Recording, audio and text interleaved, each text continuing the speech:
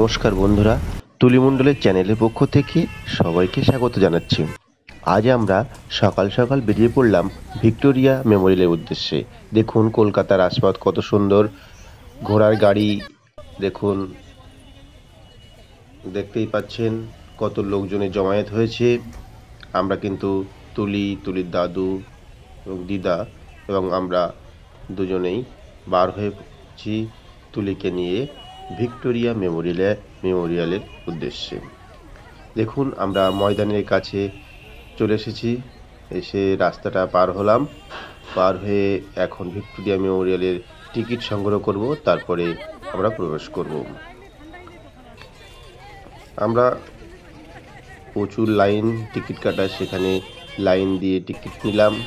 Ticket নিয়ে দেখুন সামনে সদর দরজা, দেখুন ভিক্টোরিয়া মেমোরিয়ালের সামনের যে গেট, সেই গেটে দেখুন লোকজনের জমায়েত। ক্যামেরাটা অন্যদিকে চলে গিয়েছিল। সিংহের যে মূর্তি দেখতে পাচ্ছেন, দুই দিকে আছে, দুই দিকে দুটো সিংহ প্রবেশদ্বারের মুখেই। দেখুন এই একটা সিংহ, দেখুন ওই যেটা দেখতে পাচ্ছেন সৌধটা, সেটা ভিক্টোরিয়া মেমোরিয়াল, রানী ভিক্টোরিয়ার স্মৃতিসৌধ। ব্রিটিশরা যখন ভারতবর্ষ শাসন করত, তখন এই ভিক্টোরিয়া মেমোরিয়াল তৈরি হয়েছিল। রানী ভিক্টোরিয়া তিনি তার জীবদ্দশায় ভারতবর্ষকে শাসন করেছিলেন। তখন তার মারা যাওয়ার পরে 1901 সালে 22শে জানুয়ারি তিনি মারা যান। তারপরে ভাইসরয় ছিলেন লর্ড কার্জন সিদ্ধান্ত নেন, ভিক্টোরিয়া তিনি সম্রাজ্ঞী ছিলেন।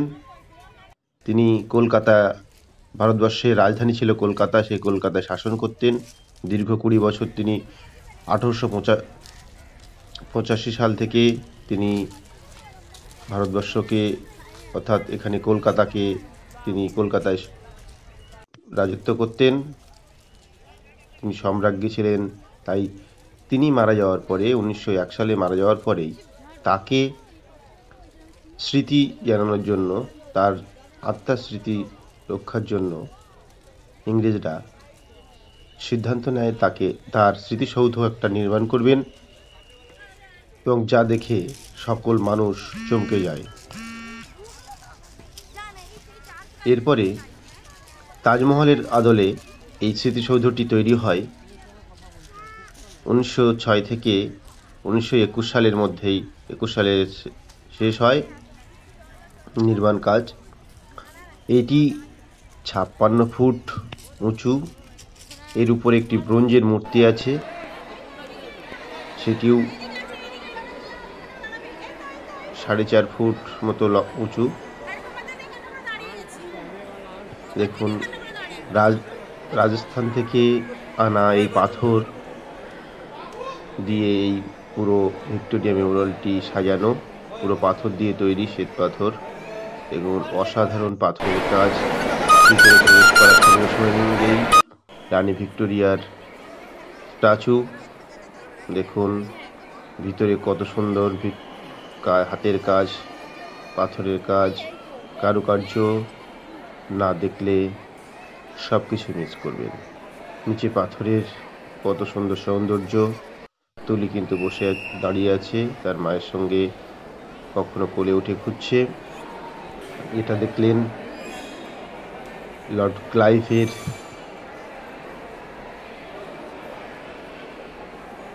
Statue, Lord Clive. এগুলো দেখতে পাচ্ছেন সেই সময়কার আমলের তৈরি নির্মিত, এগুলো বিদেশি কামান। সেই কামানগুলো ওখানে গচ্ছিত আছে, ওগুলো সরানো হয়নি। দ্বিতীয় বিশ্বযুদ্ধের সময় কিন্তু এই ভিক্টোরিয়া মেমোরিয়াল হলটি পুরোটা কালার করা হয়েছিল, যাতে আক্রমণ না করতে পারে জার্মান। দ্বিতীয় বিশ্বযুদ্ধের সময় পুরো ভিক্টোরিয়া মেমোরিয়াল কিন্তু কালো রং করে দেওয়া হয়েছিল, যাতে দূর থেকে সাদা রং সবাই দেখতে পায়, সেই জন্য কালো রং করে দিলে কালো রং অনেকের চোখে না আসবে, সেই জন্যই এই ভিক্টোরিয়া মেমোরিয়ালের রংটি কিন্তু কালো করে দেওয়া হয়েছিল। আপনারা কিন্তু এই তথ্যটি জানেন না অনেকেই। এখন দেখুন ভিতরে কত সৌন্দর্যায়ন, কত চিত্রকলা। এটি অবনীন্দ্রনাথ ঠাকুরের একটি ফ্লেক্স বলতে পারেন। এখানে অনেক কিছুই আছে, ঘুরে ঘুরে আমরা কিন্তু পরিদর্শন করছি। ধীরে ধীরে দেখুন, সব প্রথম থেকে শেষ পর্যন্ত দেখানোর চেষ্টা করব। আশা করি পুরো ভিডিওটি দেখতে থাকুন, পুরো ভিডিওটি সঙ্গে থাকুন, ভালো লাগবে প্রত্যেকের। আমরা কিন্তু একে একে চললাম। এখানে কিন্তু একটি দর্শনীয় স্থান বললেও চলে। সেখানে অনেক কিছু পুরাতন নথি যেখানে গচ্ছিত আছে, সেটি কিন্তু দোতলায়। সিঁড়ি বেয়ে উপরে উঠতে হয়, সেই উপরে অনেকটা উঁচুতে সেই সিঁড়ি। এর ভিতরেই ভিক্টোরিয়া মেমোরিয়াল ভিতরে একটি সংগ্রহশালা রাখা আছে। সেই সংগ্রহশালাতে অনেকের চিঠি, সেখানকার নিউজ পেপার থেকে শুরু করে সেখানে যে কত কি আছে সেটি দেখানোর চেষ্টা করছি। ধীরে ধীরে আপনারা সঙ্গে থাকুন। দেখুন তুলি কিন্তু ওর মায়ের সঙ্গেই আছে। কখন এবারে হাত কোল থেকে নেমে ও কিন্তু হাঁটলো, কিন্তু চিন্তা করছে এত দূরে এলাম, কি দেখছি ঠিক বুঝতে পারছি তো। দেখুন হাঁটতে লেগে গেছে, ও কিন্তু নিজেই হাঁটতে শুরু করে দিয়েছে ভিতরে। বাচ্চাদের হাঁটাও দেখুন কিন্তু একটা একটা করে পা ফেলছে এবং সামনের দিকে এগিয়ে যাচ্ছে। দেখুন জীবনে প্রথম ভিক্টোরিয়া মেমোরিয়াল দেখলো তুলি, এবং সে কিন্তু হেঁটে চলেছে এক দুপা করে।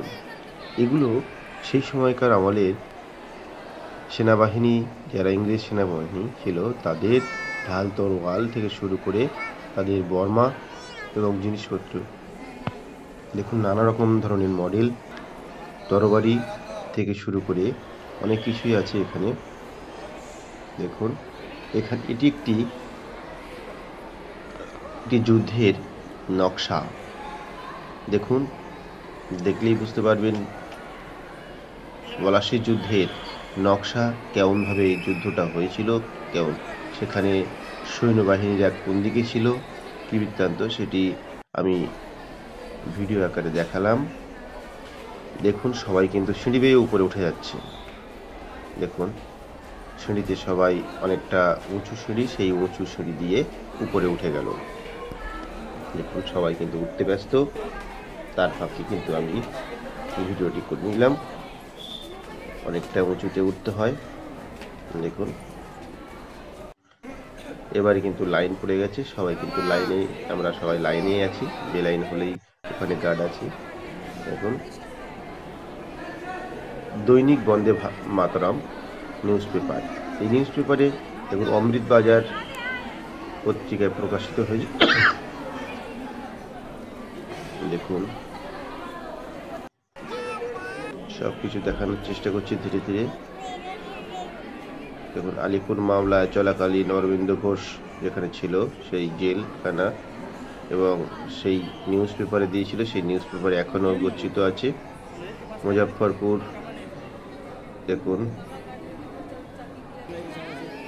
সেই পিস্তল, বিদেশি পিস্তল দেখুন এখনো আছে, গচ্ছিত রাখা আছে।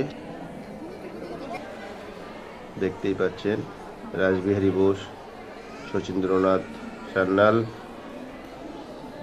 তাদের যে কেস হয়েছিল সেই কেস সব ওখানে ডিটেলস দেওয়া আছে। এটি একটি চিত্র প্রদর্শনী। এখানে দেয়ালের গায়ে দেখুন সব সেলুলার জেল থেকে শুরু করে দেখুন 1920 সাল ভেসে উঠছে ছবি। সবাই কিন্তু দেখতে ব্যস্ত। সেখানে জালালাবাগের যে হত্যাকাণ্ড হয়েছিল, সেই হত্যাকাণ্ডের দেখুন ছবি সব দেখাচ্ছে। দেখেন 1920 সালে Hindustan Republic association 1920।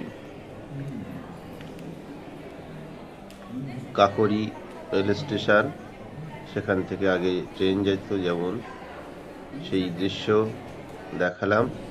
Indian sociologist,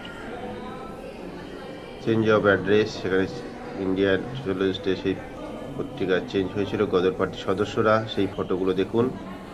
the independent Hindustan. দেখুন আমি অনেকগুলো দেখার গদর পার্টির যারা সদস্য তাদেরকে ফটো দেখালাম, তাদের ফটো দেখুন। দৈনিক বন্দে মাতরম 20 ফেব্রুয়ারি 1907 সাল। দেখুন বোমা বিস্ফোরণ, হ্যাঁ এই বিস্ফোরণের সেই তথ্যটা যে পেপারে দেওয়া হয়েছিল সেই নিউজ পেপারটাই দেওয়া আছে। 1907 সাল। দেখুন গ্রেপ্তারি পরোয়ানা দেখতেই পাচ্ছেন। মুজফ্ফরপুর বোমা বিস্ফোরণ সেই চিঠি দেখুন।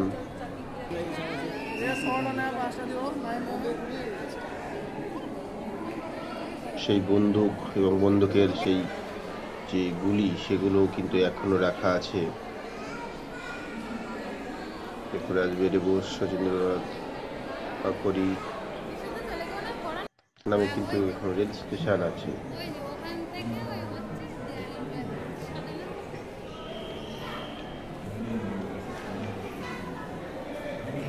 আপনারা দেখতে থাকুন, আশা করি প্রথম থেকে। জালিয়ানওয়ালাবাগের যে হত্যাকাণ্ড হয়েছিল, নিষ্ঠুরভাবে ইংরেজরা গুলি চালিয়েছিল, এই হত্যাকাণ্ডের প্রতিবাদে রবীন্দ্রনাথ তার ইংরেজদের দেওয়া নাইট উপাধি ত্যাগ করেছিলেন। সেই ফটোগুলো, দৃশ্যগুলো আপনাদেরকে দেখালাম। কাকরি রেল স্টেশন, এখানে পণ্যবাহী ট্রেন যাচ্ছে। ইন্ডিয়ান সোশ্যালিস্টের যে পিকচারগুলো দেখাচ্ছি,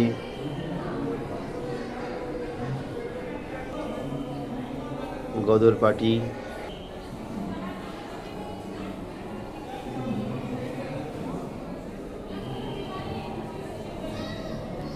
ভালো করে ফটোগুলো দেখার। কোমাতারা মামলা, অমৃতবাজার পত্রিকা, তারু কোমাতারা মারু। দেখুন কোমাতারা কেস, যে কেস হয়েছিল সেই কেসের নিউজ পেপারে দেখুন লেখা আছে। অমৃতবাজার পত্রিকা, বাবা সোহন সিং ভাকনা ও গুলাব কোমাতারা মারু জাহাজের ঘটনা।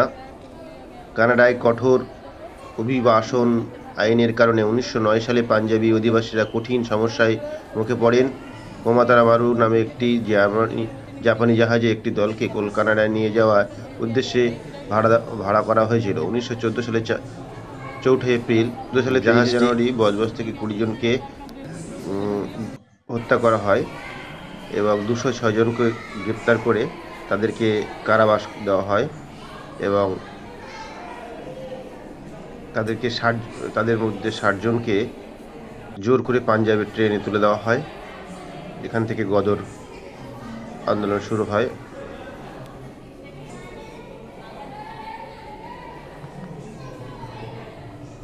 দেখুন বালাসোরের ঘটনা।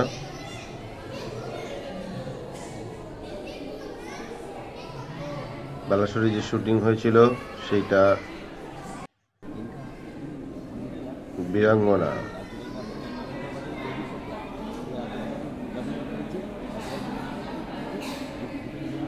দেখুন দেখতেই পাচ্ছেন বিদেশি বিপ্লবীদের মধ্যে এই যে বীরাঙ্গনা, প্রীতিলতা ওয়াদ্দার, দুর্গা দেবী, কঙ্কনা দত্ত। দেখুন এটি একটি উপরের দিকে তোলা থেকে তোলা ফটো। দেখুন বাইরের দিকে দৃশ্যটা, সবাই এখানে ফটো তুলতে ব্যস্ত। পুরো ভিডিওটি দেখার জন্য ধন্যবাদ। আমার চ্যানেলে যদি নতুন হন অবশ্যই চ্যানেলটিকে সাবস্ক্রাইব করবেন। ভিডিওটি কেমন হলো অবশ্যই কমেন্টে জানাবেন। সবাই ভালো থাকুন, সুস্থ থাকুন, ভিডিওটি শেষ পর্যন্ত দেখতে থাকুন। ধন্যবাদ সবাইকে।